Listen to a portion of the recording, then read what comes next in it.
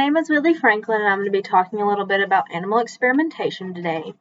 I think that I'm pretty reliable with it because I have studied this on and off for the past few years, but I just wanted to share my perspective about it and just shed a little bit more light about what actually goes on with animal experimentation. I think a lot of people don't really know everything that goes on. They just see it as something that has to be done and something that needs to be done. So I just wanted to share a few facts and go over everything a little bit. But I'm going to have three main points. The first point is going to be what animals experience during and after the trials. And then the second point I'm going to talk about is the types of experimentation. And then the third point I'm going to go over is why we don't need to experiment on animals and there's actually better ways. So starting out, I want to talk a little bit about the AWA, which is the Animal Welfare Act. The Animal Welfare Act, a lot of people think that this covers all of the animals that they experiment on, but that actually is not true. It only covers about 10% of animals, so more than 90% of animals are not covered under the Animal Welfare Act, and this means that the animals can pretty much have anything done to them at all. So they can be cut open and not have been put to sleep or have any numbing or anything like that. So that's a way that scientists kind of get around having to numb them and just anything like that and having to suppress what is going on. And then I also just wanted to talk about kind of what happens afterwards. Like chimpanzees who have been experimented on have actually shown symptoms of post-traumatic stress disorder after they've gotten out of animal experimentation. But moving on to my second point, I wanted to talk a little bit about the types of experimentations that are used. So one of the main ones is cosmetic testing, which is actually banned in pretty much every other country except for the United States. And the animals can go blind by doing this, and then they'll be killed afterwards. And then there's also educational purposes, like whenever you would cut open a frog like you would see in the movies. And then there's warfare testing too, so the animals can be shot, or there can be chemicals used on them that are going to be used in warfare, or just anything like that at all.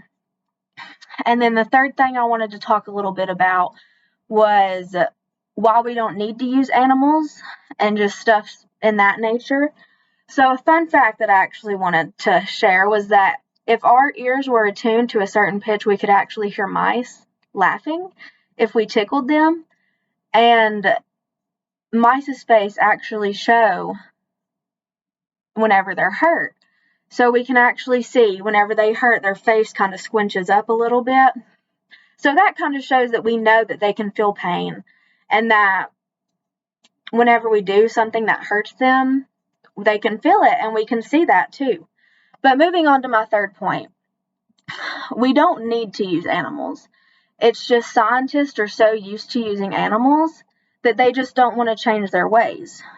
We actually have something that is related to like a skin tissue that humans have, and it's way more accurate than any other animal that we use is. Now, I do know that a lot of points that people make is that some animals are very closely related to humans, like their DNA. So like chimpanzees, for example, I think they're related about 97% to humans, which that would seem amazing, like if we could just use chimpanzees.